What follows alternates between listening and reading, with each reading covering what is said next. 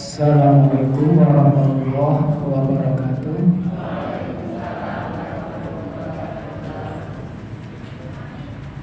Alhamdulillahi rabbil alamin. Wa bihi nasta'inu ala umurid dunya waddin. Assalatu wassalamu ala nabiyyina Muhammadin wa ala alihi wa sahbihi ajmain wa man tabi'ahum bi ihsanin ila yaumiddin. Fa yaqulu tabaraka wa ta'ala fi kitabil karim, a'udzu billahi minasyaitonir rajim. Yarfa'illahu alladziina aamanu minkum walladziina utul ilma darajat.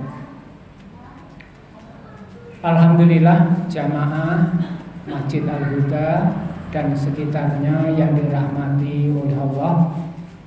Pada malam hari ini kita dalam kondisi thalabul ilmi, dalam kondisi siap ditinggikan oleh Allah derajatnya, dan dalam kondisi dipayungi oleh malaikat-malaikat yang baik, sehingga godaan atau kecelakaan akan dijaga oleh utusan-utusan Allah tersebut.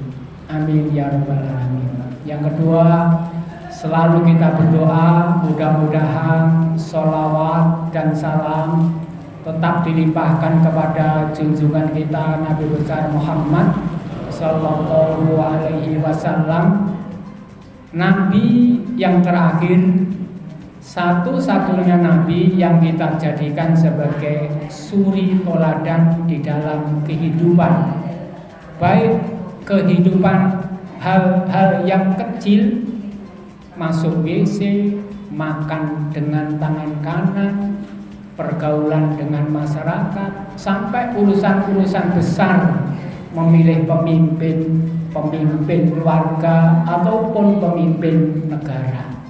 Itu semuanya sudah dicontohkan oleh Rasulullah dan para sahabatnya, khususnya adalah Al-Khulafa Ar-Rasyidun.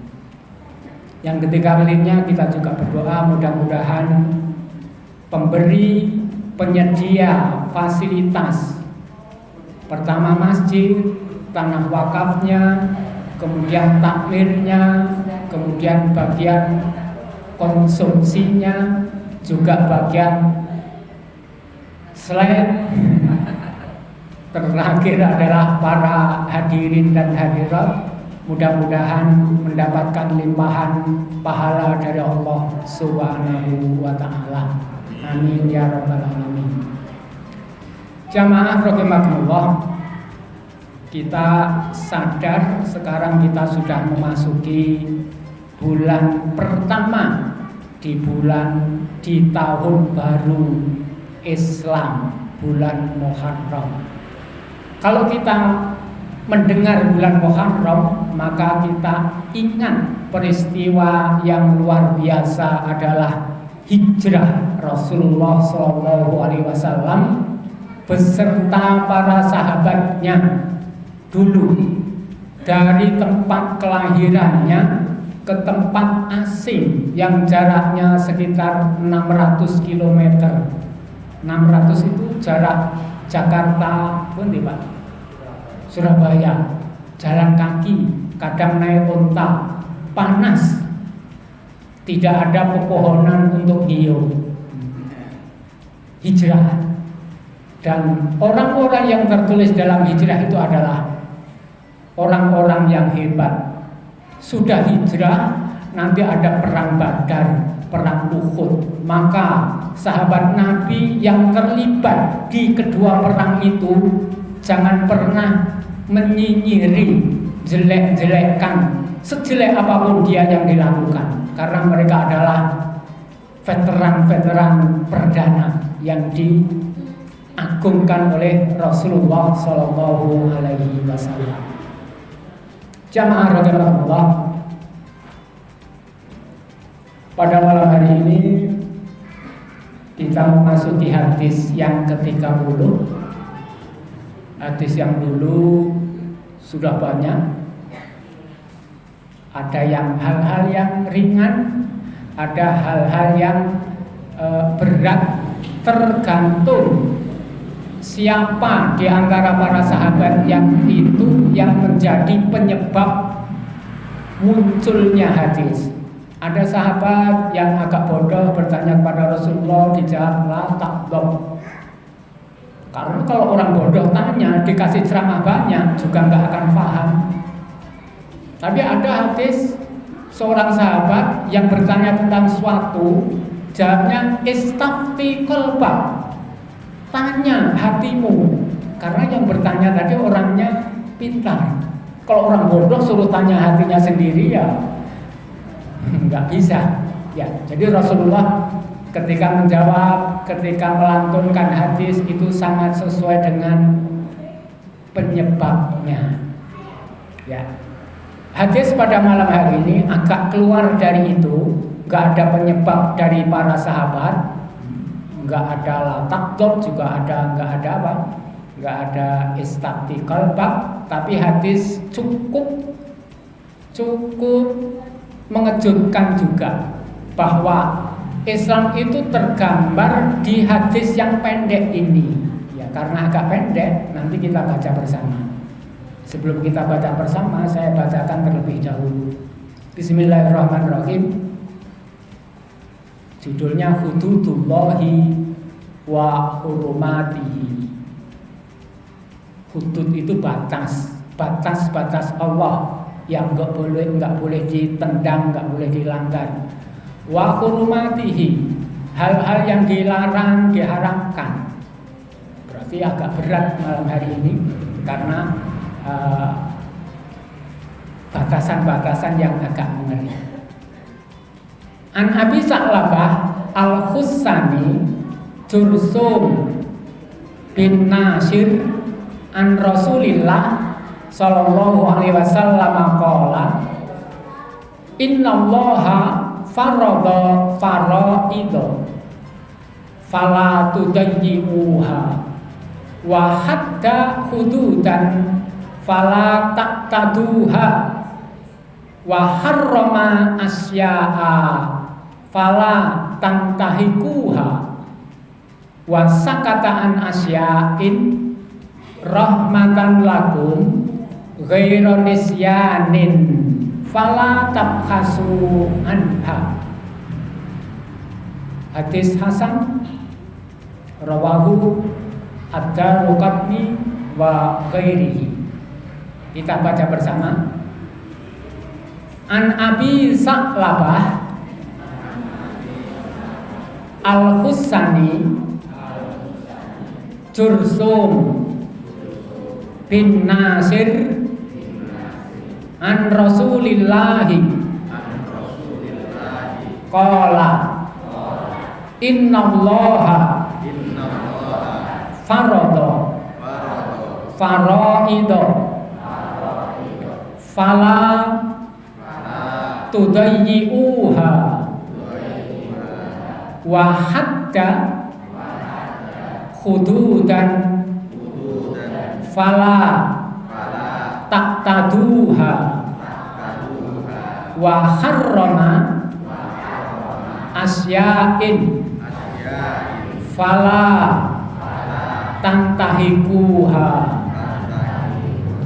wa sakata an asya'in rahmatan lakum ghairu nisyanin fala tabhasu anha. Ya, alhamdulillah, mudah-mudahan yang kita baca ini tadi menjadi saksi nanti bahwa dulu pernah ngaji Pak ketika diinterogasi siapa? Malaikat. Baik, kalau kita terjemahkan dari Abi Sa'labah, nama dia adalah Jursum bin Nasir. Aslinya berarti dari Jursum bin Nasir. Dia mendapatkan dari Rasulullah, dia mendengar dari Rasulullah bersabda, Innallaha Ini bahasanya agak tinggi karena ada inna. Dulu sudah saya singgung sedikit. Kalau berita sesuatu ada penguat, itu menunjukkan calon pendengarnya ada yang ragu. Nanti mau ada pengajian enggak? Enggak ada, tadi pagi enggak ada pengumuman. Oh ya sudah. Ada. Enggak ada pengumuman. Sungguh ada penguatnya. Sama ini, innallaha, sesungguhnya Allah faradha, mewajibkan, faraidho, kewajiban-kewajiban yang banyak kepada manusia. Fala, maka janganlah engkau wahai manusia tudayyi'uha, melupakan, menghilangkan, tidak menjalankan. Wahadda, dan Allah pun juga membuat batasan-batasan hududan. Fala ta'taduha, maka janganlah engkau lampaui, engkau tendang, engkau langgar, engkau terjang batasan-batasan itu. Nomor 2. Nomor 3, wa harrama asya, Allah mengharamkan sesuatu, banyak yang diharamkan. Fala tantahikuha, maka janganlah engkau langgar, engkau ambil yang haram itu, engkau lakukan. 3. Kemudian yang keempat, wasakata an asya, Allah mendiamkan, tidak menjadikan sesuatu tadi haram atau halal, mendiamkan, enggak dibahas di dalam Al-Quran, enggak dibahas di dalam hadis. Kenapa? Rahmatan lakum, sebagai rahmat buat kalian semua. Ghaironisyan, Allah itu enggak lupa. Fala tabhasu anha, maka hal-hal itu tadi jangan engkau gali-gali. Contohnya dulu ada sahabat menuju ke masjid, rumahnya jauh, melewati rumah orang jahat. Orang jahat tadi namanya juga jahat, nyiramkan air bior. Sahabat kena sebagian. Sahabat mau bertanya kepada tuan rumah, ini tadi air kotor atau bersih? Ketika mau bertanya ditahan oleh temannya, gak usah tanya. Kenapa? Kalau kamu tanya, kamu nanti pasti pulang mandi wudu, itu memberatkan. Sudah, kita lanjut ke masjid. Anggap aja air tadi adalah air yang suci. Fala tabhasu anha, gak usah digali-gali kalau memang tidak tahu. Ya, ini hadis bicara tentang 4 hal. Yang pertama tentang hal-hal yang diwajibkan. Yang kedua hal-hal yang ada batasan-batasan. Yang ketiga hal-hal yang diharamkan. Kemudian yang keempat adalah hal-hal yang didiamkan oleh Allah dan oleh Rasulullah. Nanti kita ada contoh dari Rasulullah ketika perang Khaybar sama perang Ahzab.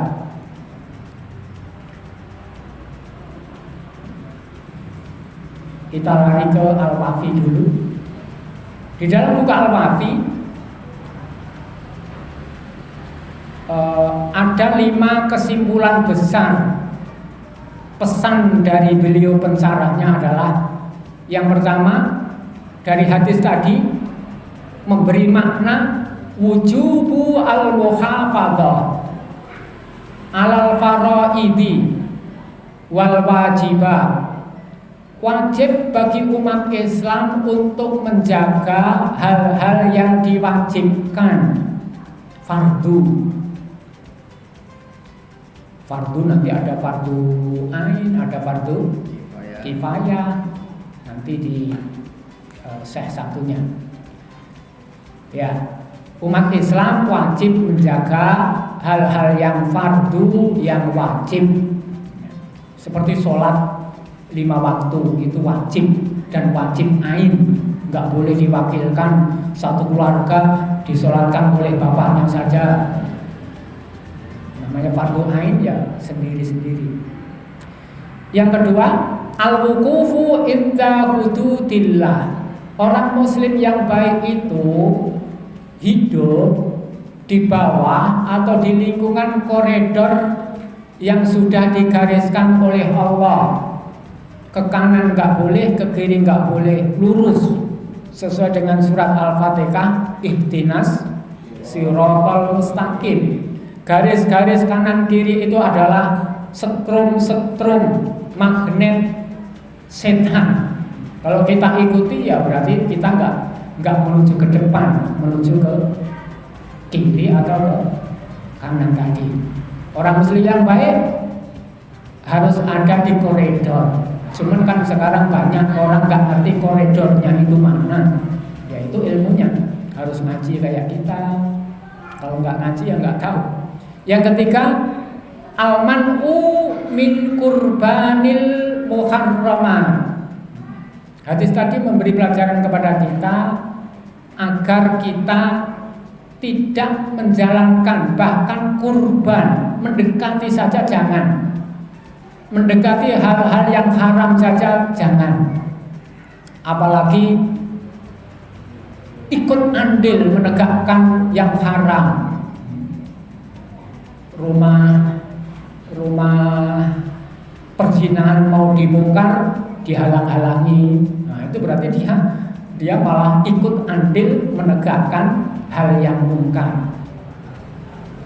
Keempat, rahmatullahi bi ibadihi. Hadis tadi menggambarkan bahwa Allah itu sangat sayang kepada hambanya. Karena tidak segala sesuatu itu dikasih hukum detail. Maka Al-Quran itu yang haram kan hanya khinzir, lahmul khinzir saja. Sehingga ada orang yang di muka bumi yang haram hanya khinzir saja, babi, yang lain gak ada keterangan halal, apalagi darurat, ya, lain lagi. Kemudian yang terakhir, an-nahyu an kasratis su'al, banyak nanya. Kalau ingin gambaran banyak nanya, silakan baca surat Al-Baqarah tentang penyembelihan apa? Sapi betina. Namanya Al-Baqarah, sapi betina. Segitunya peristiwa itu penting, ya. Ayat dari 1 sampai terakhir dinamakan surat Al-Baqarah karena kisah yang paling nyetrum itu adalah kisah penyembelihan sapi. Betapa ngeyelnya umatnya Nabi Musa. Setelah disembelih untuk mukul orang yang mati jadi hidup, kemudian setelah mati hidup menunjuk siapa yang membunuh kamu itu, mereka pun nggak percaya lagi. Ya. Tapi kalau bertanya nggak tahu, tanya, ya itu wajib. Ya idealnya di setiap masjid itu ada sesepuh masjidnya yang bisa ditanya, sehingga satu warga masjid yang ada masalah itu larinya ke dia. Kalau larinya nunggu materi SKS di kampus, ya keburu tua baru ketemu jawaban.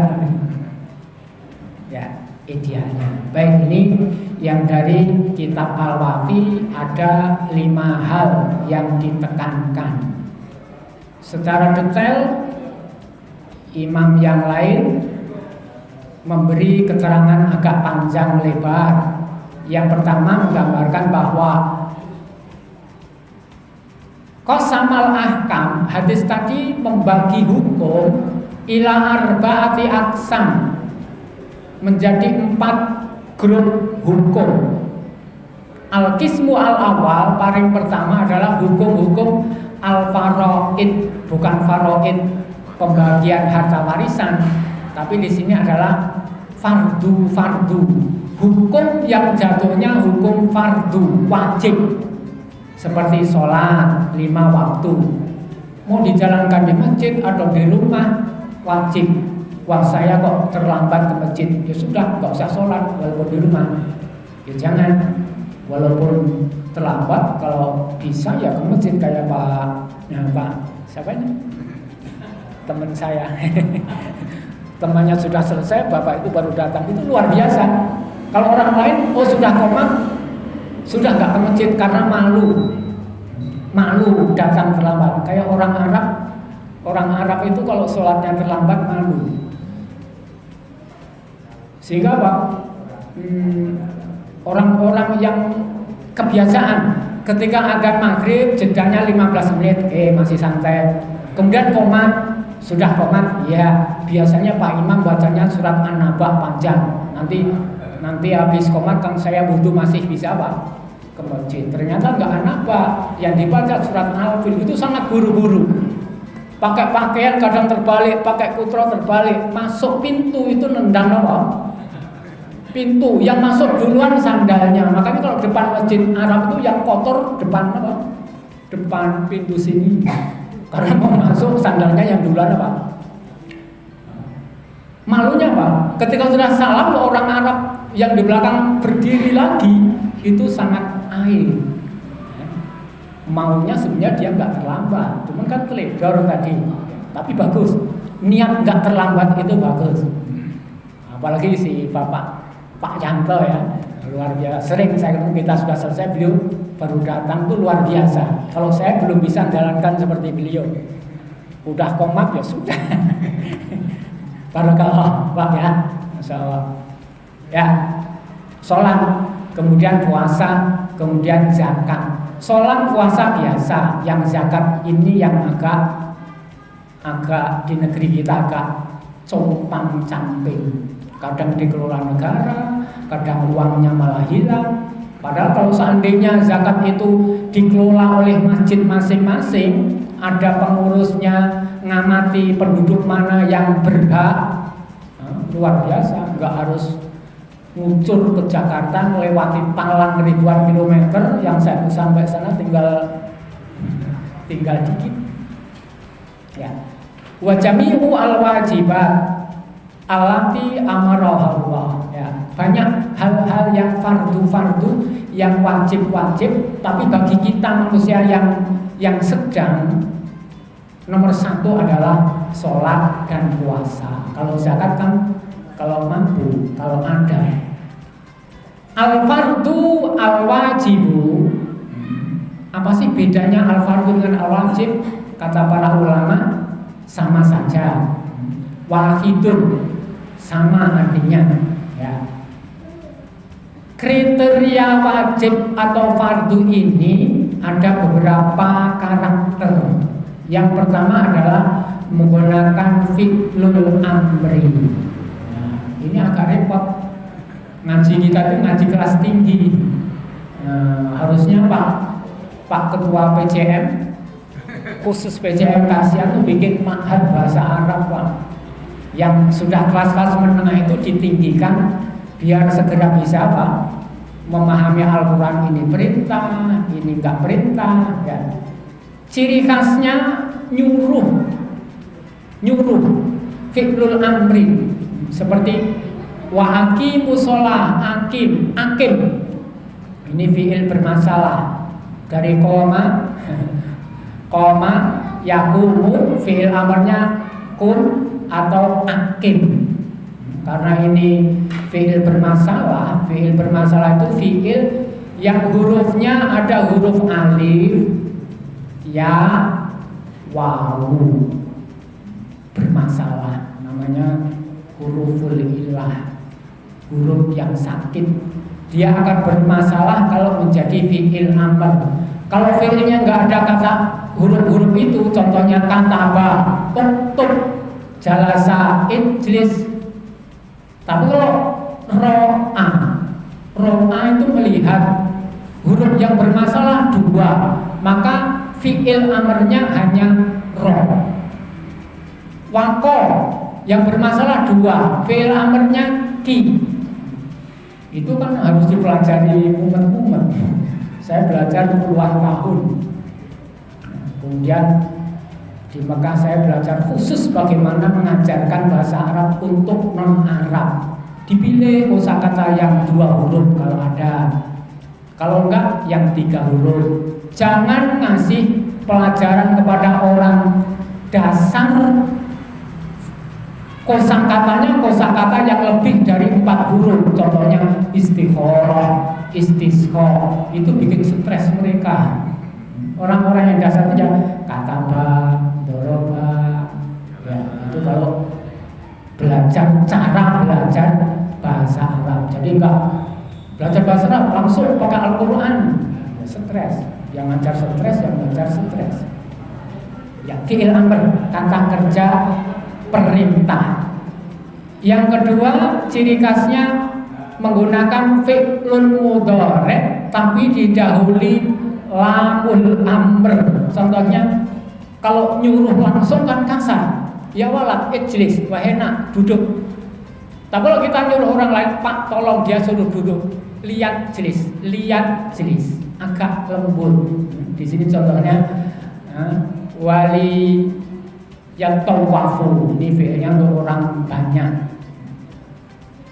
Fi'il tawafa ya tofu juga fi'il bermasalah, nggak cocok saya sampaikan untuk audien. Akimu nggak cocok, tawaf juga nggak cocok. Yang cocok tadi kutiba. Terus yang ketiga, at-tasri minasyari, terang-terangan nyuruhnya. Contohnya, innallaha ya'murukum an tu'addu, ya'murukum an tu'addu. Allah menyuruhmu untuk menjalankan amanat, menyuruhmu. Kalau enggak pakai ya'murukum, pakai fi'il amr addu. Dan yang terakhir menggunakan at-tasri bilafdil ijab awil fardi awil kutubi. Terang-terangan menggunakan kata-kata wajib, kata-kata faradho, kata-kata kutiba. Ya, ini pelajaran berat. Pelajaran berat. Jadi untuk mengenali ayat ini perintah atau enggak, harus ngerti kriteria-kriteria ini tadi, terutama para ustadznya. Ketika ditanya masyarakat, Ustadz ini hukumnya gimana? Ayat ini tentang birrul walidain itu apa? Kalau ustadznya enggak ngerti ilmu ini, kemudian menjawab semaunya, ya agak repot nanti. Maka akan ada banyak manusia yang tersesat. Kayak di Mesir itu, penyampai mubalik itu wajib punya kartu anggota mubalik, sudah dites. Kemarin kita di UMJ kedatangan ulama dari Mesir, Al-Azhar, dipakai di UMJ. Itu Al-Azhar yang sudah punya kartu, sudah dipercaya mampu ilmunya. Kalau belum, kalau nggak punya, dikhawatirkan nanti. Kayak pada zaman sahabat Ali di Ulumul Quran, ketika sahabat Ali masuk masjid, ada seorang ustadz mengajari orang ini itu. Setelah selesai 1 jam, ditanya oleh sahabat Ali, kamu tadi menerangkan ayat ini dan ini, kamu ngerti ilmunya? Ilmu apa? Di dalam Al-Quran itu ada ilmu am, khos, ada ilmu nasikh dan mansukh. Kenal? Enggak. Sahabat Ali marah, kamu menyesatkan manusia. Sejak hari ini kamu tidak boleh mengajari manusia. Dikhawatirkan manusia yang diajari tadi apa? Menyesatkan manusia yang lain. Ya.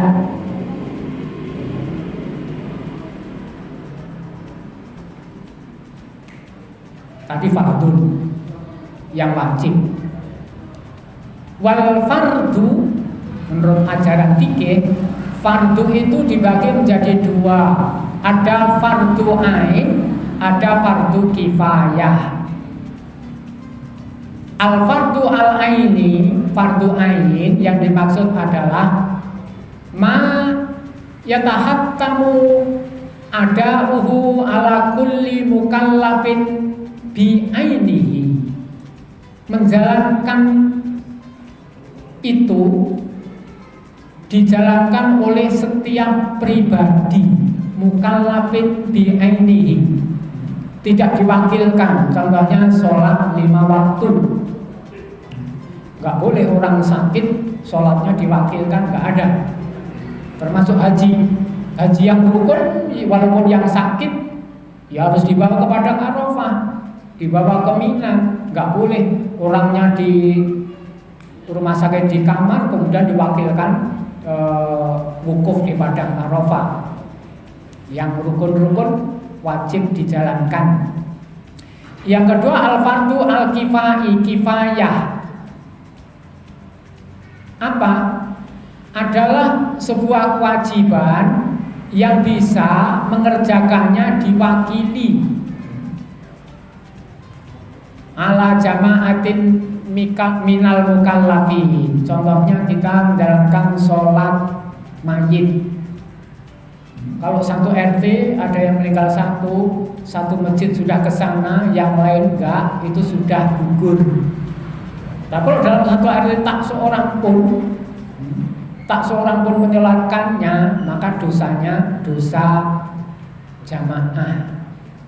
Semuanya kena dosa. Kalau yang meninggal orang muslim, kalau nggak muslim ya bukan urusan. Ya, bedanya fardu ain dengan fardu kifayah. Fardu ain sholat wajib, puasa fardu ain nggak boleh diwakilkan. Fardu kifayah bisa diwakili. Fardul ain afdal min fardhi al kifayah. Ya. Menjalankan fardu ain itu lebih utama daripada menjalankan fardu kifayah. Kenapa? Lianna fardul ain mafrudun haqqan li nafsi. Karena fardu ain itu tujuannya adalah pribadi. Setiap pribadi harus menjalankan. Fahuwa ahammu indaha min fardhi al-kifayah wa aksaru masaqqah. Ya, fardu ain bebannya lebih. Contohnya sholat tadi, setiap orang wajib menjalankan sholat, padahal waktunya dingin, wudu dingin, ke masjid dingin, ya harus dijalankan. Beda dengan sholat mayit tadi, karena dingin cukup diwakilkan oleh mbah kaum dan anggota RT, yang lain kedinginan, itu mungkin bisa. Perbedaan antara fardu ain dengan fardu kifayah. Terus al-fardu afdal minan nafli. Menjalankan fardu yang wajib itu lebih utama daripada menjalankan sholat, menjalankan yang sunnah. Contohnya barangkali ada orang ke masjid, tanda qomat tinggal 30 detik, dia nekat sholat Allahu Akbar, baru sujud sudah dikomati. Orang kayak gini harus membubarkan sholat sunnahnya, ngikuti sholat wajib. Karena apa? Al-fardu afdal minan nafli. Liqouli ta'ala wa ma taqarraba ila abdi bisayyin ahabbu ilayya mimma iftaradtu alaihi. Ya, ini tadi yang nomor 1 yang berbicara tentang yang agak berat. Fardu, kewajiban. Namanya kewajiban, dijalankan dapat manfaat, nggak dijalankan dapat ancaman. Itu bagi umat Islam. Yang kedua, hadis tadi memberi pelajaran al-hudud allati haddaha syar'u. Batasan-batasan yang dibataskan oleh syariat, oleh Allah. Dicontohkan di situ kahaddiz zina. Dinamakan had. Kalau orang melanggarnya ada hukuman pasti. berzina, hukumannya jelas. Kalau yang zina itu belum menikah, hanya dijilid. Berapa Pak? 80 kali. Sebelum 80 kali meninggal ya urusan dia.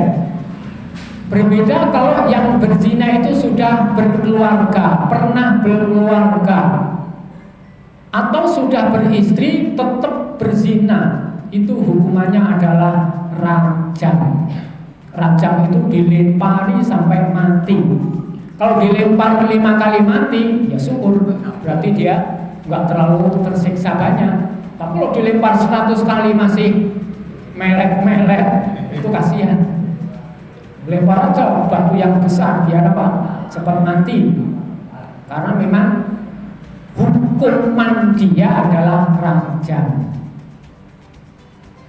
Itu namanya had. Melanggar dosa besar, hukumannya sudah dipastikan. Namanya haddun. Terus as-sariqatu, mencuri juga masuk had. Karena kalau mencuri satu senek kayak gini nggak kena. Had itu ada aturan, kalau dia mencuri bernilai 5 juta maka dia sudah kena had. Hukumannya adalah menurut ajaran Islam, kalau baru mencuri pertama dipotong tangan kanannya. Tangan kanan. Ini masih mubham. Tangan itu ini. Yang dipotong mana Pak? Sini atau sini? Ya. Nah, menurut fikih sini. Jadi masih punya ini, bisa untuk nempelin apa? Ayam atau sapi masih bisa. Ini. Kalau dipotongnya sini, nggak berfungsi. Ketika berperang nanti, kalau dipotong sini masih bisa ngempit panji, bendera, masih bermanfaat. Ya, jadi memotong apa? Tangan itu ada aturan-aturannya. Zuri yang kedua, kaki kiri. Ketiga, kaki kanan. Keempat, tangan kiri. Ya. Itu baru teori menurut ajaran Islam. Kenyataannya belum pernah ada. Karena Islam itu rahmatan, dipelajari, bukan tekstual. Mencuri langsung dipotong. Ya semua orang nanti tangannya potong, malah pengangguran semua. Itu berarti hukumnya hukum tekstual, tidak mengambil makna kenapa dia mencuri. Ya, mencuri. Kemudian syurbul khamri, minum hal-hal yang mabuk, khamr. Khamr, orang minum pertama dicambuk 40, termasuk orang yang mukhadirah. Ini minum, kalau hanya disedot Pak, disuntikkan, ya, ada hukumannya. Ini syurbul khamr, ada nanti mukhadirah. Ada lagi sistemnya dimasukkan ke dalam kut. Kut itu kalau orang Yaman kayak rokok. Rata-rata sopir bus sepanjang malam tuh rokoknya kut. Kalau sopir kita apa Pak? Krating-deng plus campur. Karena nggak akan bisa kuat. Ya, resiko. Ya, ini contoh hukum-hukum yang hukumannya jelas, itu namanya haddun. Fahadihi yajibu al-wukuf indaha bila ziyadatin wala nuqsan. Umat Islam idealnya berada di koridor ini, tidak ditambah-tambahi. Maksudnya mencuri. Oh, karena yang dicuri 1 triliun, maka yang dipotong adalah tangannya dicacah-cacah 1, 2, 3, 4 karena yang dicuri apa? 1 triliun. Enggak boleh. Bila ziyadatin wala nukson. Nukson itu meringankan. Nanti ada sahabat ditegur oleh Nabi. Di bawah. Bahkan di dalam hukum yang lain, fala rofah, nggak ada yang boleh merasa kasihan. Dilempar ya dilempar. Kenapa Anda tega? Ini meringankan siksaan dia. Kalau orang berzina sudah dihukum di muka bumi, di akhirat dia sudah tidak dituntut dosa zinanya, yang dituntut dosa yang lain, dosa mencuri, dosa apa Pak? Yang lain. Al-hikmah min hadi al-hudud. Kenapa sih ajaran Islam terlalu sempit kayak gini, bikin orang takut? Orang Eropa ini takut semua. Makanya kalau Islam itu dulu membanjir ke Eropa, mereka nggak takut, nggak ada perang salib. Karena perang salib itu mereka takut. Islam sudah sampai di Tripoli, sudah ke Yunani, sebentar lagi nginjak kampung halaman mereka habis. Sehingga mereka kaum Nasrani, Katolik dan Protestan bersatu untuk menyerang umat Islam, malah umat Islam kalah, malah Palestina diambil. Hikmahnya adalah al-man'u wazzajaru, agar menahan mereka untuk tidak melakukan perbuatan ini tadi. Anil wuku fil ma'asi, agar mereka jerah tidak berzina. Dunia ini kalau perzinahan berjalan sangat-sangat rusak. Kalau satu kampung sama-sama berzina, tukar-tukaran, maka nggak lama kampung itu akan lumat, akan jadi penyakit yang luar biasa. Untuk alhamdulillah kita di sini semuanya bermasjid semua, sehingga tidak melakukan ini semua, sehingga kita sehat semua, damai semua. Allah menurunkan rahmat yang banyak kepada kita. Kalau tidak, rata-rata lumat kayak kampung-kampung zaman dahulu. Terus tamna al-muawadah, kebiasaan enggak malu lagi.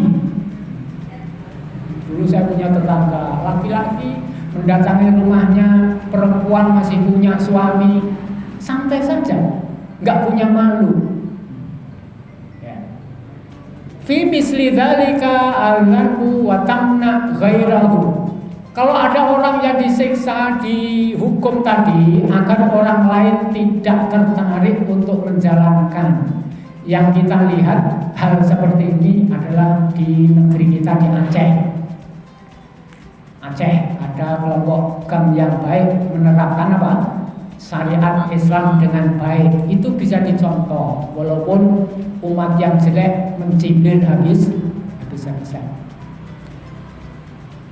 Wa iqamatu hududillahi fil ardi fihi khairun azimun. Ya. Kalau ada sebuah negara, wilayah menerapkan hukum ini tadi, akan melahirkan khairun azimun, berkah di atas keberkahan.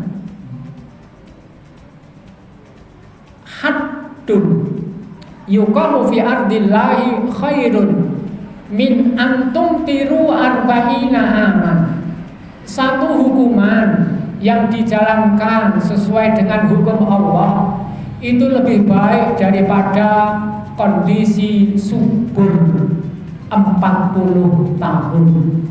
40 tahun kondisi subur enggak paceklik. Lebih baik yang tadi. Kemudian poin terakhir, yahrum as-syafa'ah li isqatiha. Kalau ada orang yang menjalankan hal-hal besar di atas, zina, mencuri, minum khamr, harusnya dihukum segini, maka Rasul pernah berkata, li Usamah bin Zaid hina kallamahu fil mar'ah al-mahzumiyah allati sarraqat. Usamah ketika sebagai hakim, pemimpin, memaafkan wanita al-mahzumiyah yang tadinya mencuri, gak dihukum. Kata Rasul, tasfahu fi haddin min hududillah. Apakah Anda akan menggugurkan? Apakah Anda menggugurkan hukum Allah? Wa ayyumallah law anna Fatimata bintu Muhammadin saraqat laqattu yadaha. Wahai Usamah, sekiranya Fatimah putri Muhammad, putriku, terbukti mencuri, laqattu, adalah pendek.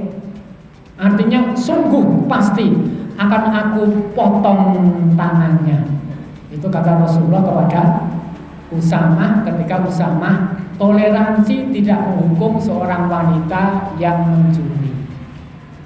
Yang ketiga, hadis tadi memberi pelajaran kepada kita tentang al-muharramat, hal-hal yang dilarang oleh ajaran Islam. Yang pertama adalah kasirki,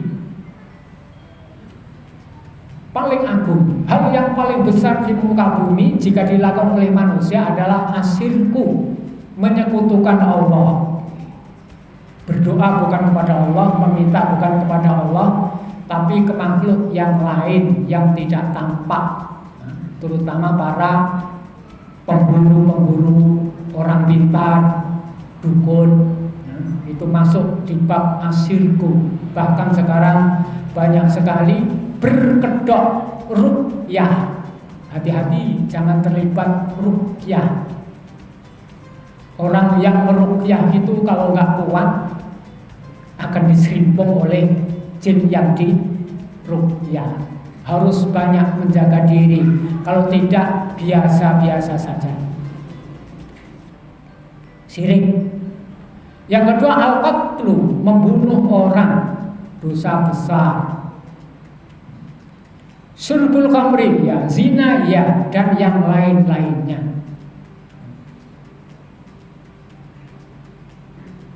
Hikmahnya adalah yusabu tarikuhu. Hal yang dilarang ini tadi bagi yang meninggalkannya dapat pahala. Orang muslim tidak bersirik, pahalanya mengalir. Kalau orang muslim rajin sholat juga rajin sirik, dosanya pahalanya rontok. Yusabu tarikuhu wa yu'aqibu fa'iluhu. Walahu siyagun. Ciri-cirinya ada banyak kayak tadi, ini ilmu berat lagi. Tadi ciri-ciri perintah. Ada fi'il amr, fi'il mudhari'. Sekarang ciri-ciri melarang. Yang pertama lafdut tahrim. Kata-kata hurrimat alaikum, diharamkan buat Anda apa? Al-maitatu. Berarti bangkai itu haram. Kalau di kita kan sapi mati sudah dikubur. Kalau di Wonosari kan sudah dikubur, digali lagi oleh orang lain. Jadikan bakso, yang makan kena antraks semua. Ya. Kuriman diharamkan. Ada siyagun nahyi, larangan latak robuzina. Ada tasrih terang-terangan. La yakhillu dami imri'in, tidak halal darah seseorang yang sudah mengucapkan asyhadu alla ilaha illallah dialirkan. Tidak halal, harganya mahal. Ya. Ayurat bahasari ala fi'li say'in uqubah. Kaqouli ta'ala wasariku wasariqatu faqta'u. Jadi menghadirkan sebuah amal perbuatan dengan hukumannya. Mencuri faqta'u, potong tangannya. Yajibu tarku al-muharramat wal manhiyat.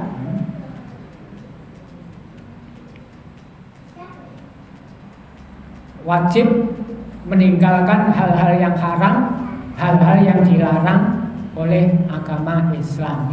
Ilmu ini ilmu berat. Kita harus membaca fikih banyak sekali untuk mengetahui apa-apa saja yang diharamkan.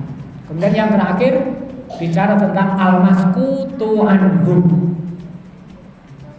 Sesuatu yang dilupakan, sesuatu yang didiamkan oleh Allah.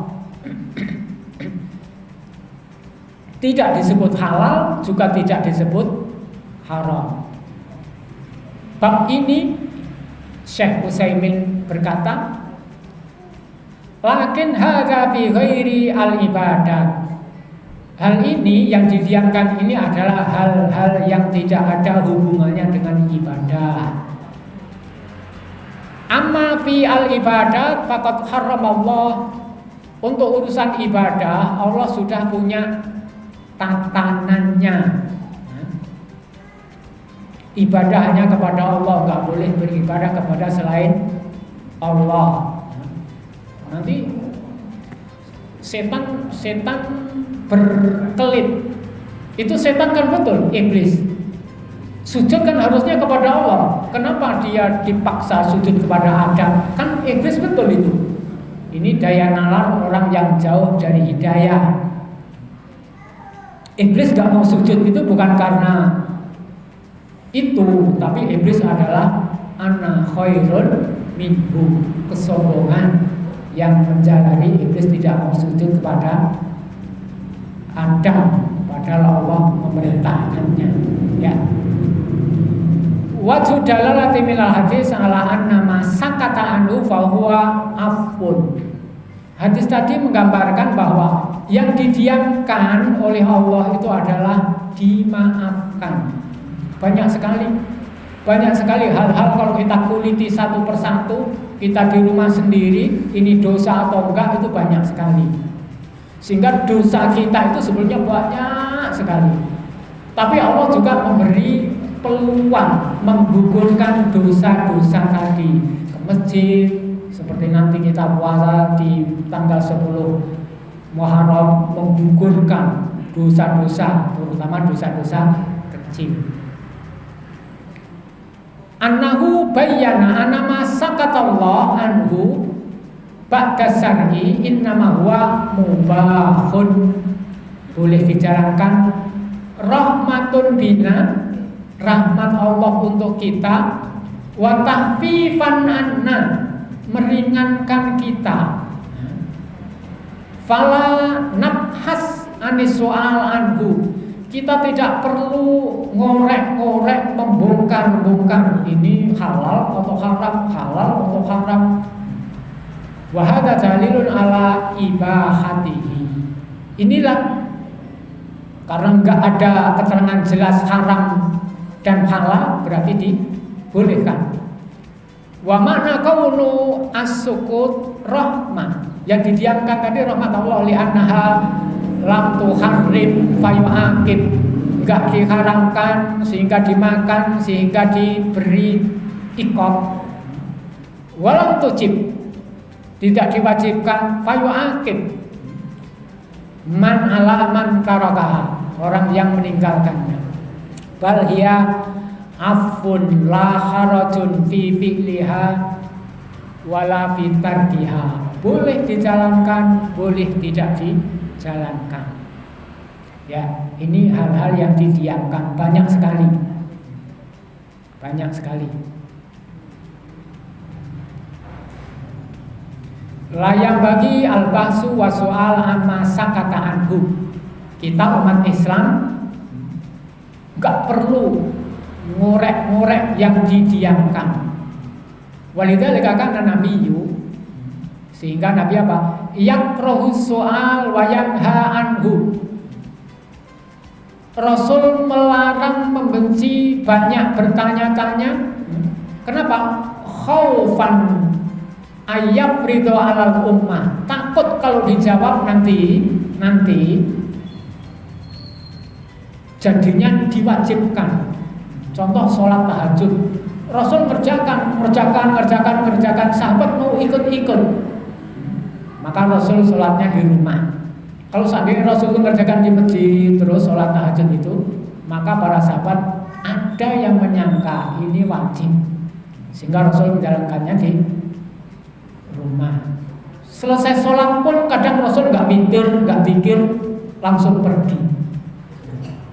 Kenapa? Ya idealnya imam itu ngerti ilmu menjadi imam, bacaannya benar, cara-caranya menjadi imam juga benar, agar makmum mendapatkan pahala. Makmum itu yang paham kadang saya duduk terus sampai kapan? Sampai imam pergi dari tempatnya. Kenapa? Karena pahala saya biar sempurna. Karena dalam hadis, kalau Anda duduk dari awal di sini sampai imam pergi, Anda mendapatkan pahala sempurna. Coba kalau imamnya tertidur di imaman, pahalanya maka dia betah-betahan siapa yang duluan kabur. Ya itu bagi imam-imam perlu mempelajari. Paling enggak zikir yang wajib, setelah itu segera pindah tempat, memberi kesempatan makmum mendapatkan pahala yang sempurna. Ya. Kadang Rasul menghadap ke belakang, kadang tidak. Kenapa? Coba kalau habis sholat menghadapnya kiblat terus, nanti yang datang terlambat kayak Pak Yato datang langsung duduk, dikiranya masih sholat, padahal sudah nyanyi-nyanyi. Itu hikmahnya. Jadi kalau habis sholat, imamnya paling enggak geser, jangan menghadap kiblat terus, kecuali alhamdulillah, astagfirullah, doa yang 3 itu baru menghadap ke makmum, sehingga orang yang datang orangnya khusyuk semua menghadap ke barat, tapi imamnya sudah menghadap ke timur, berarti tanda sudah apa? Selesai sholat. Ya. Wa innama nahaya wa innama naha an kasrati soal khasyata ayyarudda takalifa bisa babi soal. Karena banyak sahabat tanya, akhirnya Allah mewajibkan. Ketika wajibkan, qad yasukku, kata qad ketemu fi'il mudhari itu artinya kadang-kadang. Enggak semua umat merasa berat. Yang berat sebagian, yang serius sebagian. Qad yasukku ala ba'din nas. Kayak kita sholat, kita hafal jamaahnya, ada yang berdiri kuat, ada yang apa? Nah, ada yang geringging, goyang-goyang. Imamnya nggak tahu diri, bacanya surat An-Naba. Ini bikin sholat makmumnya batal. Karena dalam hati apa? Gerutu. Sudah panjang bacaannya pelan-pelan apa? Gerutu. Gerutu. Ya, makanya kasih ada surat kulhu. Kenapa boleh? Al-kafirun biar segera apa? Enggak keringgingan berdiri. Qad yasuku ala ba'din nas intisaluha wal ittiyani biha. Ya. Jadi yang keempat ini adalah rahmat bagi Allah, melupakan sesuatu tidak dijadikan sebagai wajib atau tidak wajib. Mudah-mudahan hadis tadi memberi pelajaran kepada kita, walaupun saya katakan dari awal ini hadis berat.